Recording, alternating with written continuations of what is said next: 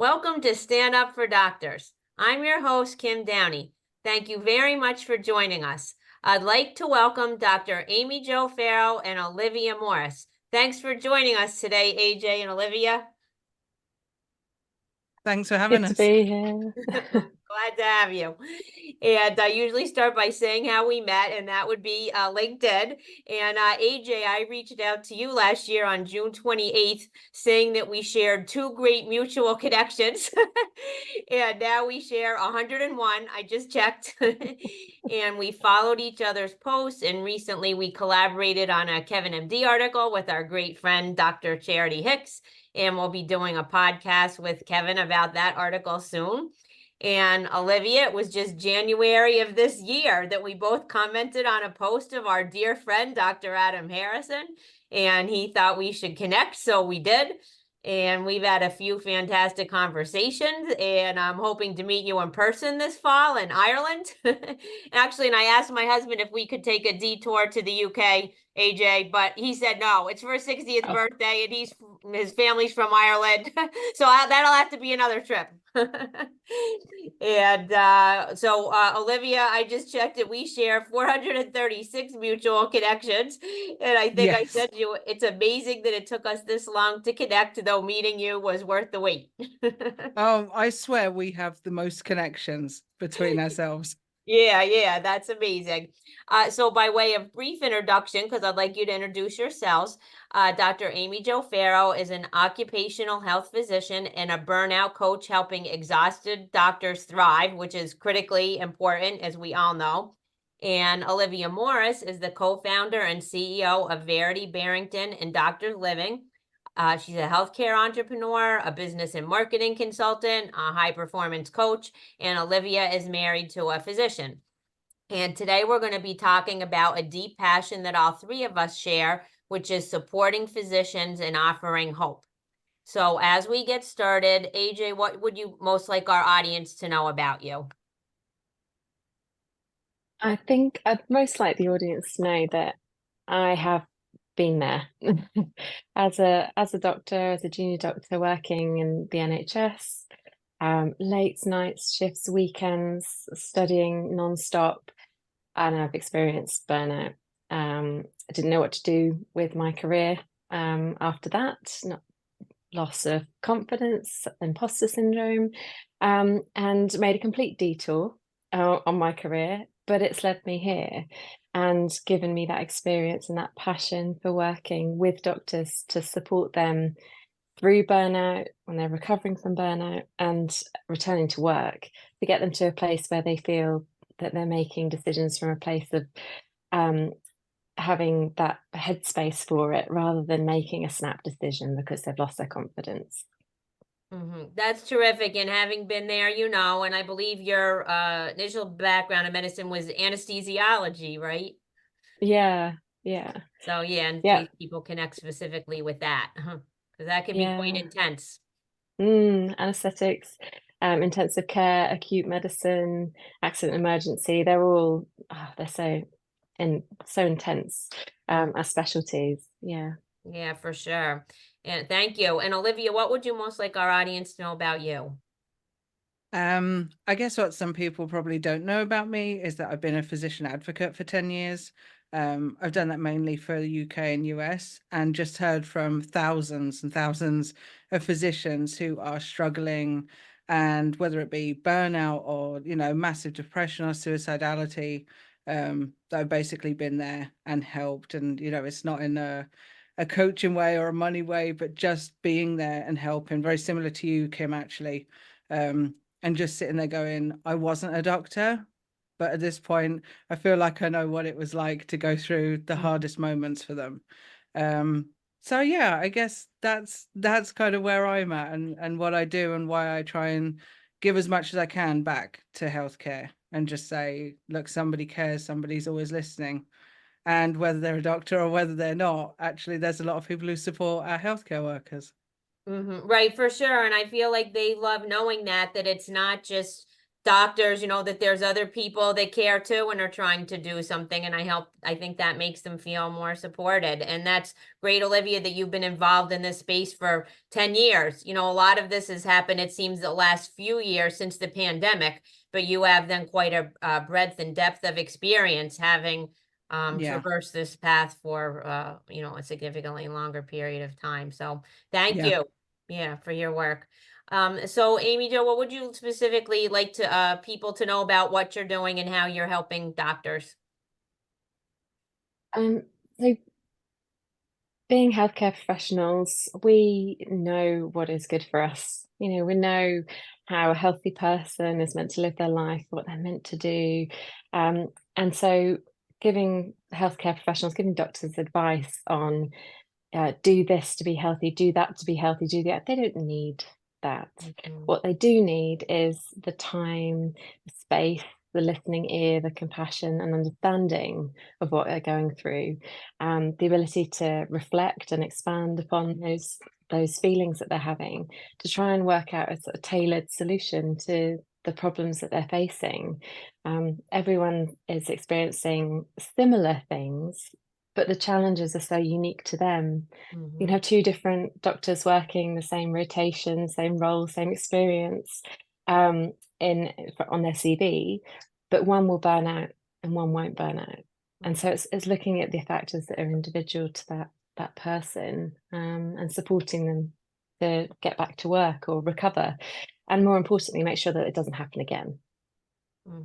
Yeah, right. That's important. Olivia, would you like to speak to that or share how you're supporting physicians? I think the only bit I have a little bit of a different experience with is I think they say like doctors are the worst patients, right? They know all them bits, exactly what AJ just said. Like they know what's good for everyone else and they tell you, but they don't live it. They're the worst people to take their own advice. They don't sleep as well, their nutrition's bad. You know, there are such high rates of things like addiction for drugs, drink, that kind of thing. And sometimes they need somebody to be the person that tells them, look, actually, you need to do this in your life. And, you know, is a doctor to them in a way and says, actually, you know, it isn't just you're providing this advice, you need to take it. But the lifestyle is so difficult. It's not conventional of, oh, you know, go to bed at 10 o'clock at night. Like we shift patterns and, you know, we don't have that life where we can sit and eat at the same time every day or sleep at the same time. And you're like, well, I guess for me, I try and intervene and say, well, this is how it works for your lifestyle. This is how you make it work for you. It doesn't mean you can't. It just means we have to adapt it for you.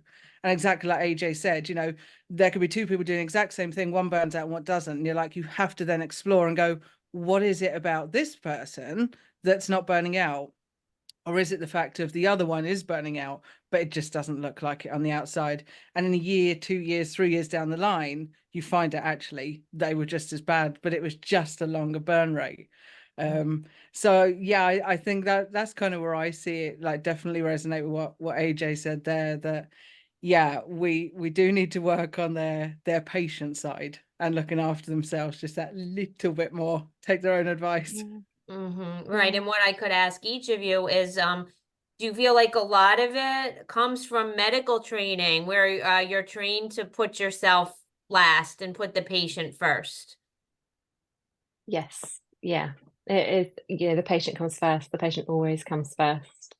And it's almost like a badge of honor to put the patient first, to come to the end of your on-call shift and go, oh, I haven't had a drink, haven't had a wee, you know, I've probably got worse renal function than the person in bed 5, and you know, all of that kind of gallows humor. But it's not sustainable, and it shouldn't be the culture. And I think from what we were both saying, Olivia and I were saying earlier, is that, you know, we might have the knowledge of how to look after ourselves, but just sometimes you need that person to bring it to your attention, to say, you know, what would you advise somebody else to do in this situation? What would you advise a patient to do? What would you advise your younger self to do? So it can, when it comes from, when the individual is responsible for the decision making, when it comes from them, far more likely to do it than if somebody tells them what to do. Right, exactly. And in a moment, we'll give Olivia a chance if she chooses to share a little of her family story or to respond to you, AJ.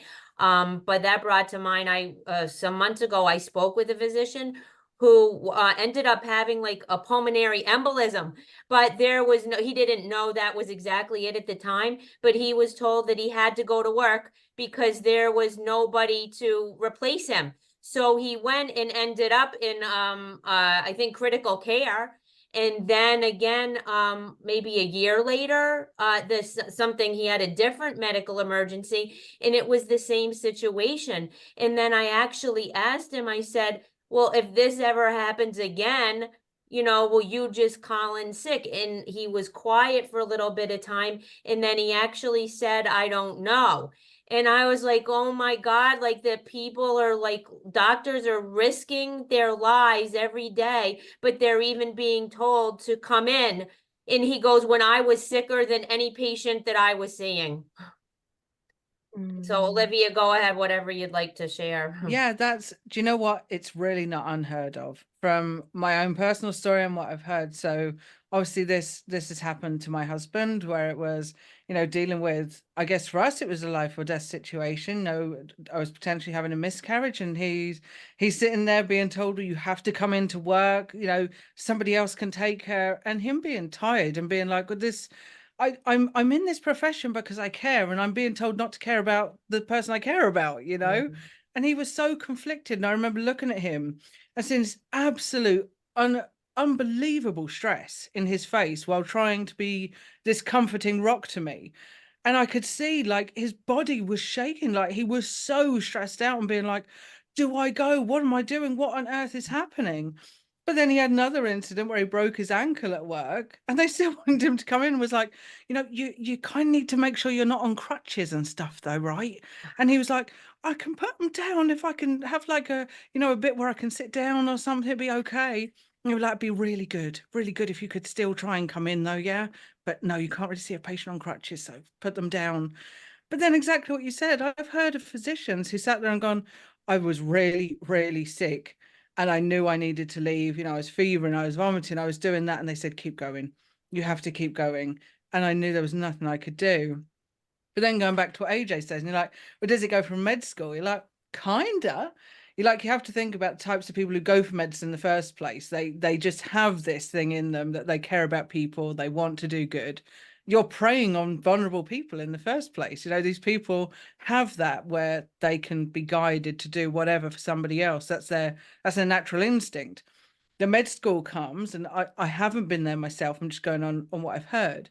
But it is this thing. It's like, well, we're this clan now. We're here for everyone else, not ourselves. It's all, oh, it's for everyone else. And we're here for patients, and don't worry about us. And it's don't go on social media because patients can reach out to you, and don't do this and don't do that from day one. And you come out and you enter this big bad world and you're like, this is who you are now. And I say to people, it's funny when you go out into the world and when you talk to a doctor and like, oh, tell me about yourself. You go on dates. And the first thing I say is I'm a doctor. I was like, because the first part about their identity is they're a doctor, not I'm a mom or, I'm whatever. It's I'm a doctor. And I was like, that is what's drummed into them. It's doctor first and everything else is secondary. Are you a parent? Are you a husband, wife, son, daughter? Oh, I'm interested. I'm an acrobat or whatever in my spare time. But actually it's I'm a doctor. And then the conversation just goes, oh, do you see many patients? And oh, what's the scariest thing you ever saw? And you're like, yeah, they don't get to come away from that. But it's drummed in at work as well. It's like, well, this is who we are. And you're brought into this kind of club cult type thing. And you're like, well, how do you escape? Because you lose a social life because of the way that you go through training, and you lose your relationships, you lose your high school friends and stuff. The only people you really have, especially in the early days of medicine going through training, are your colleagues. It's like, well, this is it. This is my entire life now, where I eat, my social life, my career. And you're like, well, who are you? And they're like, just a doctor. And you're like, that's what you're dealing with when they burn out, because they've forgotten who they are. And you could sit there and say, well, who are you with, your family? And like, I don't really know anymore, actually. And that's kind of where we're at today. Your story, Olivia, and the story of your husband and what you went through is just appalling. truly appalling, but not, like you say, unheard of. Yeah. It's This is the worst bit, isn't it? incredibly Absolutely common. not unheard of. Yeah. Yeah.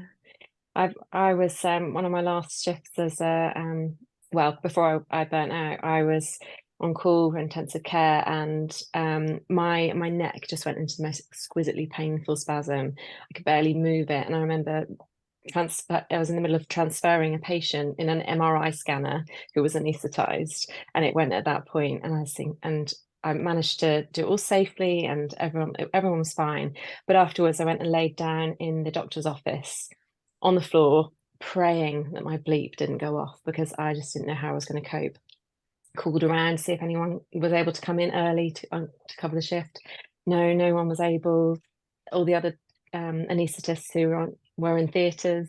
So that was it, basically. I had to get up and go and deal with the next emergency or anything that came in, no matter what, even though I was in so much pain. And I was going to. Thankfully, it didn't, and I came to my end of my shift and everything was okay.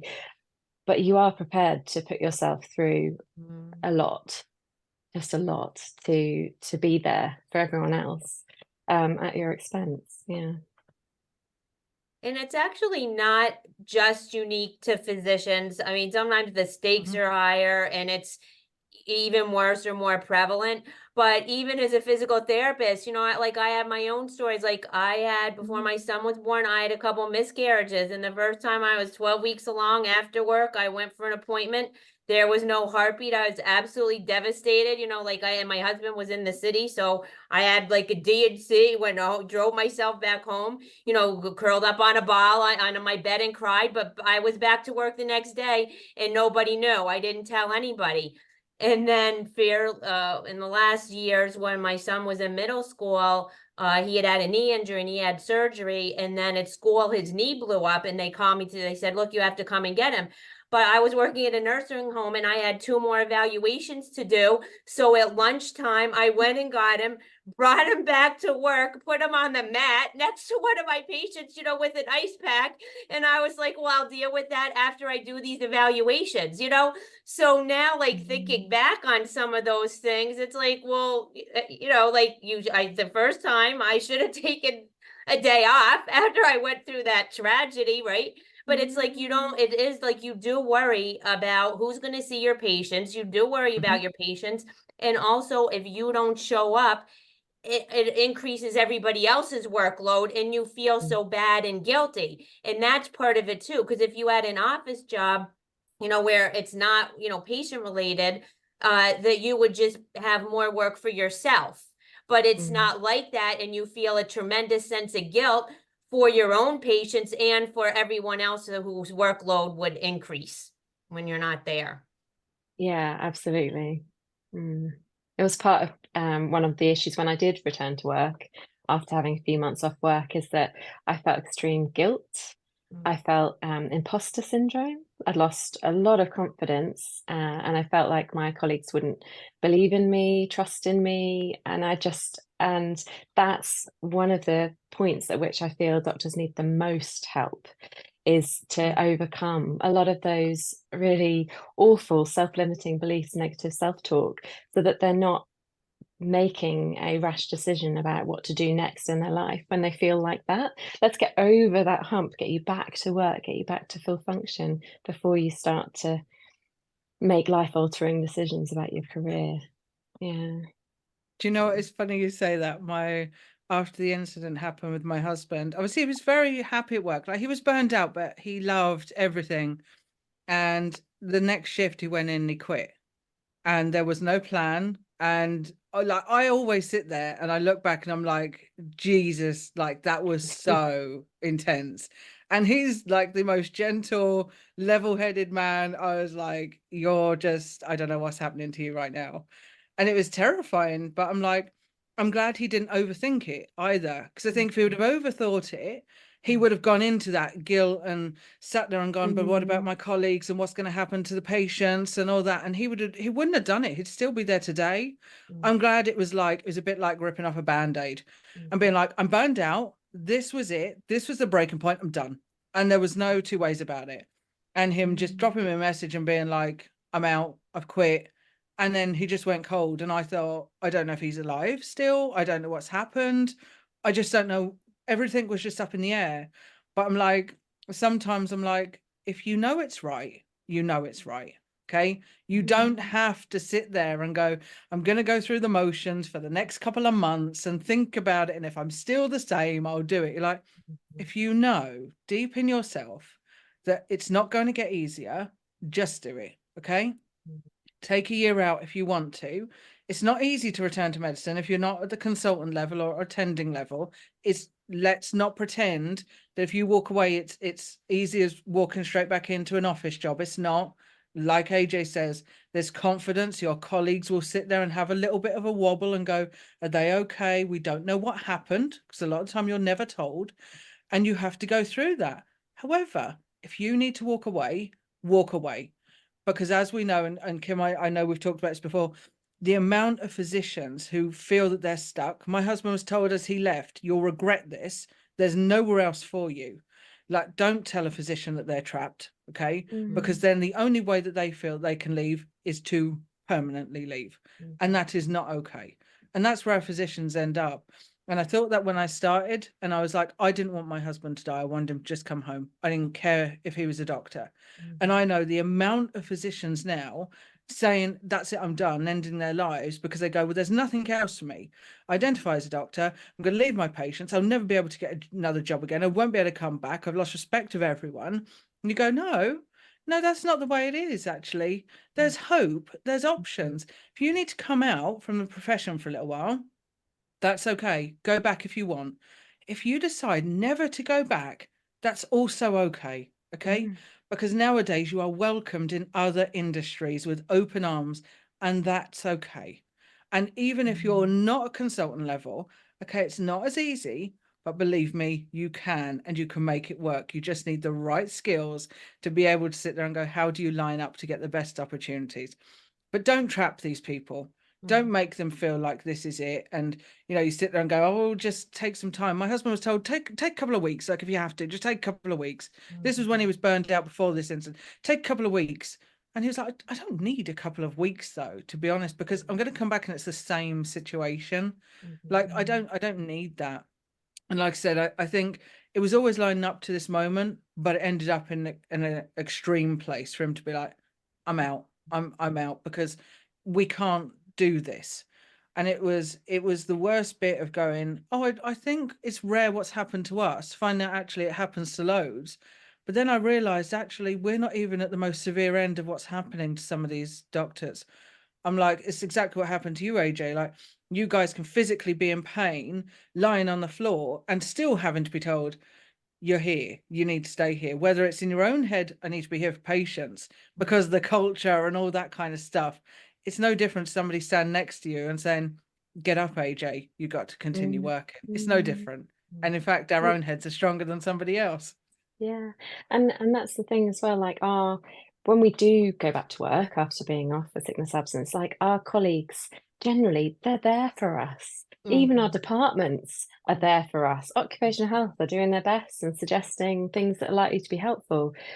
But there's only so much that individuals, departments, educational supervisors, clinical supervisors can do to change the reality of understaffing, excessive demands, moral injury, especially since the pandemic.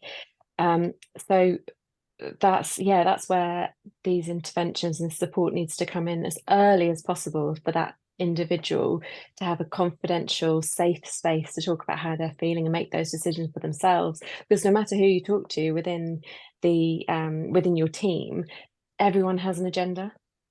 Everyone's going to want you to stay there, really, because it puts added work on their plates. Or not want you to be there because you're going to be a problem for them, because you need extra support and extra demands on their time.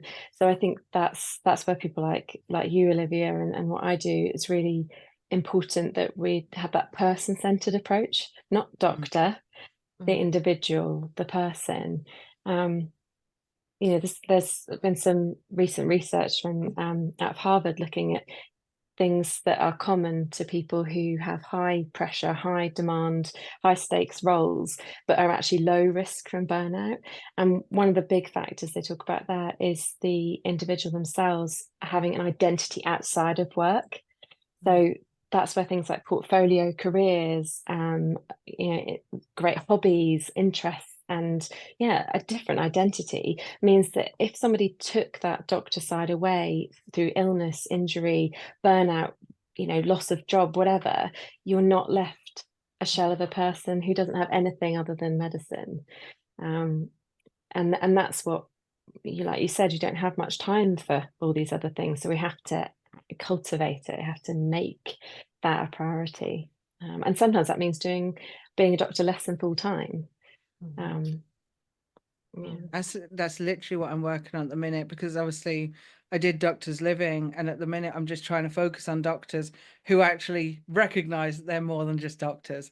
And like, whether it's, our physician branding program where we're helping doctors market themselves and realize who they are, really who they are. And we start with coaching before we do any of their marketing. Like, tell me who you are. What do you want in life? And as soon as they go down the whole career, I'm like, that's not who you are. Okay. That's the doctor version. That's one piece of who you are. We're talking about you now. Are you dad, mum, wife, husband, whatever? That's what we need to focus on. And that's what I do with the coaching as well. I'm like, sometimes you don't want to talk to another doctor. And you're like, that's where I've become in a way a bit unique. Like, I'm not a doctor. I'm just another human being here to talk to another human being and realize you're worth so much more than the badge that you earned. And that is even a badge of the husband, son, whatever. Everything comes with expectations. What we want to focus on is who you are, what actually brings you joy, what gets you up every day and gets you energized and excited about life. And how do we get the best out of you? And if that's a portfolio career, let's make it happen. Okay. We will make those dreams happen. We'll do it together. And you have somebody who genuinely wants you to get there. And you're like, there's no expectation, because the expectation is yours. It's whatever you want will make happen.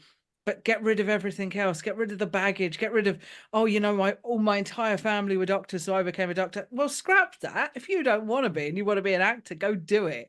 We'll make it happen. And you've got your own little personal cheerleader now. And we'll do this. And you've always got that united person. And you're like, I think the more that we can show physicians, there's options out there, there's people who can help you, like AJ with your coaching, and I do coaching, and Kim getting people's voices out there. I mean, it's doing these type of things that we're actually showing physicians, you're not just this, you are everything. And there's all these different people in all these different places around the world who can do different things for you and help you. And then you're whole, because we can't just help the one piece, because that doesn't help us. They don't have balance. Even when you say about burnout, you're like, burnout doesn't just come from a job. It's, a loss of a relationship, it's divorces and, problems with kids and they're teething or they're sick and these demands. And you go, well, can we treat them as the person? It's, it's Jim, it's not Dr. blah, blah, blah. It's put the name, call yourself by your name, identify and go, hi, I'm Jim. I'm not, hi, I'm Dr. blah, blah, blah. Can we start seeing them like that, and can we appreciate who they are? And when they sit there and they look a bit grumpy, instead of sitting there going, oh, look, there's another grumpy one, like, he's probably really, really tired. Maybe it's his kid's birthday and he's here instead. Just give them that little bit. You don't know their story. So just be compassionate towards another human being and go, thanks for finally getting around to me, blah, blah, blah. Let's do this now. And just maybe then you get a little bit of something back as well. Maybe it just perks that doctor up for that extra couple of minutes, even though he's really tired or she's really tired, and go, thanks. It's my kid's birthday. I just was trying to ring her. It's her bedtime. I missed it. And then you've brought this human connection into healthcare. And that's really, really important, I think. Exactly. And I love it that you both offer options, all options to physicians on the table, and that they're people. And sometimes that's returning to, and I love, AJ, your focus on returning to work in whatever capacity that is. As we start to wind down, was there anything more you wanted to speak to that, or how you've helped physicians return back to work as a physician? Yeah, so the people a lot of people that I've worked with who have returned back to work, they've had the advice of the phase return, and they kind of expect that after those hours have come back to normal, they're back on the on-call rota, and they're expected to do everything exactly the same way as they did previously. Just to remind those doctors that, you know, if they were off for 3 months, it's going to take 3 months or more after your return for you to actually be back to full working capacity. So just helping clinicians to foster sort of radical self-compassion for themselves, not to have such high expectations of what they can achieve, what they can expect for themselves, because we're really good at beating ourselves up if we don't get things right, and not so good at being kind to ourselves and listening to our basic needs. Right. So for both of you, as we start to wind down, AJ, do you have any top tips for your colleagues, from seasoned physicians to medical students, or even those considering med school? Yeah, I think it's really important to work out what your core values are, and not just for your work, but in your life, and work out how you can meet those core values through your work, and if not through your work, through outside interests. Because if you leave some of those values unattended to, you will not feel complete, and your risk of burnout is much higher. And many people find that they have to resort to creative means, like portfolio careers or creative pursuits, to meet those values. And that's a thing quite close to my heart and yours, creativity, isn't it, Kim? Yeah. And that and that's great that you help physicians explore that. So thank you for your important work. And Olivia, what advice would you like to share after you've been doing this work for 10 years? I guess my biggest bit of advice is never sit there and feel like it's just you, and reach out. There are so many voices now. It's so easy to find physician support, whether it's a group, individual, advocacy, coaching. There's so many people out there now that when I look back 10 years ago, they didn't exist. So if you feel like it's just you, believe me, you're actually in the majority, not even the minority. There's like 60% of doctors are looking at leaving right now. That's just because they're the ones that stepped forward. So it's probably more. So when you feel like life's really hard and why is this happening to me? It's not just you.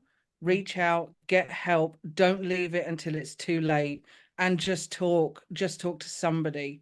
Don't ever feel like you're alone. And if you do need to go further forward, don't worry about advocacy. Reach out to a physician coach or somebody like myself or AJ, who we can do that. We can guide you and make sure that your life is as optimum as we can. And I guess that's my biggest advice. Reach out and talk. Absolutely. And it can make all the difference. And thank you both for sharing your stories, because I say over and over again, every time a doctor shares their story, another doctor feels less alone. So AJ sharing hers, and you're sharing the story of your family, Olivia, there's always whoever needs to hear it is going to hear it, right? And if we just, share this from so many different people around the globe, right? Different versions. And I think one of you said too, right? It's all the same and it's all different, right? It's a combination of both. So thank you both so much. So AJ, how can our listeners get in touch with you? Either through LinkedIn or at dramyjofarrow.com. Okay, great. And did you want to say anything more specifically about the coaching that you offer? I think the main focus of my coaching is burnout and returning to work after burnout, mental health, or other physical or mental health illness. And I have coaching programs, but they're completely tailored to the individual. So if it's something that you're interested in or think you might like to have a chat, you can book into my diary, which is on LinkedIn or on my website. Okay, thank you. And Olivia, how can our listeners get in touch with you? I guess pretty much the same. So on LinkedIn, absolutely, you can connect with me there, or on my website, veritybarrington.com. You can drop me a message on there and we can get back in touch with you. But yeah, I'd say maybe LinkedIn's probably the best bet. We're all there, right? Absolutely. That's the place to be. LinkedIn is awesome. I would not be doing any of this without LinkedIn. So LinkedIn, Same, I'm here here's with to you. LinkedIn. Yeah. And Olivia, would you like to share in another minute or so anything more about what you do and what you offer? So I guess for physicians who are struggling with anything, you can go to doctorsliving.com. That's our advocacy work. Reach out to us. Like I said earlier, if you're struggling with anything, you just need somebody to talk to. And if you're looking for opportunities, you're looking for the portfolio career or coaching for your specific needs or speaking, then that's Verity Barrington, where we help, and we're basically consultants with, ethics and values. We're here for good. We're here to try and make things better for everybody. So this is a place where if that's who you are, then that's who we welcome, and we will help you, whether it be going back into your normal work, or we'll help you come out too and make sure you're looked after along the entire way. So that's what we do. Okay, well, thank you both very much. And anyone would be fortunate to speak with either one of you. And I think they'll be able to tell that from this conversation. Oh, and you, Kim. Oh, thank you.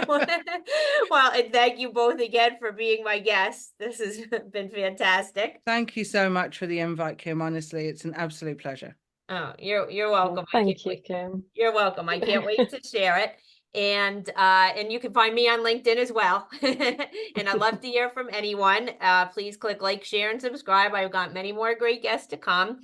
And in closing, to move the needle in healthcare, we all need to raise our voices, and we all need to care about each other. We already know that doctors need to care about patients. Patients need to care about doctors too. So stand up, doctors, and let's stand up for doctors.